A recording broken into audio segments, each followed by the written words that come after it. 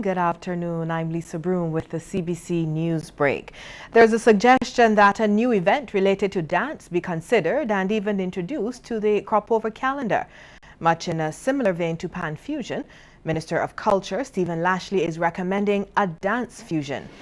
The idea came after he was moved by the enthusiasm in the dance scene at a reception, part of activities for the second International Dance Conference and Season of Dance ongoing at the Errol Barrow Center for Creative Imagination. The creative season seeks to develop camaraderie within the dance circle, but outside of their independent end-of-term productions. Maybe our new officer for dance can think of dance fusion. Perhaps we can get some of you who are part of the Caribbean experience who are here to come back and be part of dance fusion. And I'm sure some of you will get to learn the full gamut of the Mother Sally dance. And you've done quite well for what I've seen. Mr. Lashley commended the efforts of those who promote dance and the arts as a whole. He says the Errol Barrow Center for Creative Imagination at Cave Hill has become one of the major hubs for creative expression. In production, distribution, appreciation and preservation of the arts in our region. And of course, within the context of the University of the West Indies, that is extremely important as we seek to build out the capacity upon which much of what you are doing can impact the wider world.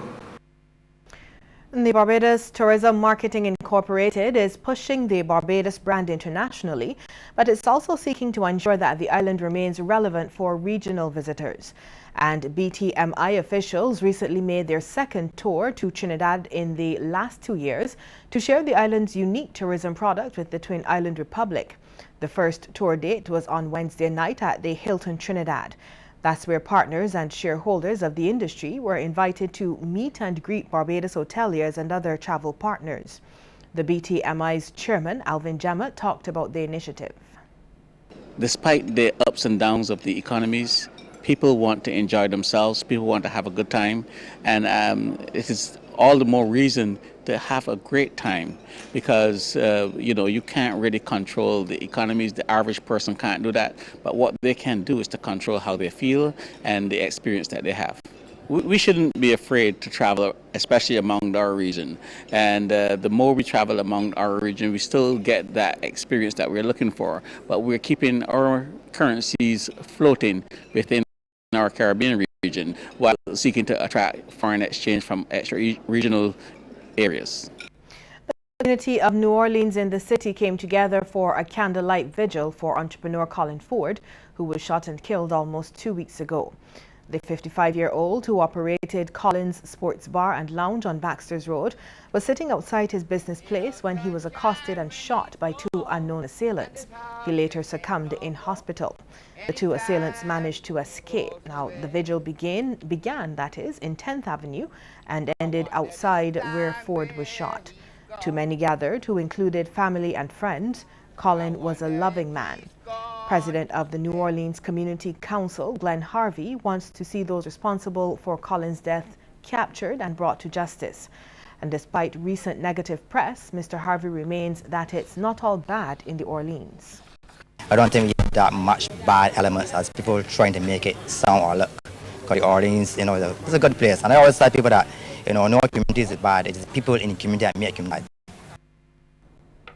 The used car industry will soon come under the microscope of the Fair Trading Commission. The FTC will be conducting a study of the industry, which will seek to examine various aspects involved in the process of purchasing such vehicles on both the part of the seller and the buyer. Members of the public are being encouraged to provide feedback, which will allow the FTC to better understand the issues which exist by completing a short survey. The FTC says all responses will be held in the strictest confidence and no comments will be attributed to any individual in the writing of the final report. St. Clair Bryan of Jackson St. Michael has several reasons to smile today. That's because he's the winner of a Nissan NP300 Frontier pickup truck valued over $145,000. The vehicle was the grand prize in Banks Beer's Go Big or Go Home promotion. His winning entry was pulled from among hundreds in a draw at Kensington Oval at the popular queue in the community. Category manager for Banks Barbados Breweries Limited, Charles Walcott, thanked Barbadians for their overwhelming response to the promotion.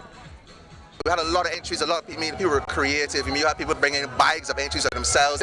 People put the poster on the entries, they put designs on it so it would stand up in the crowd of entries, you know. So it was, I must say thanks to everyone for participating. It was great. The entries were overwhelming. I definitely appreciate it. Look for more from Banks for sure. Meantime, sales executive at Courtesy Garage, Sean Prescott, gave an overview of the vehicle's features.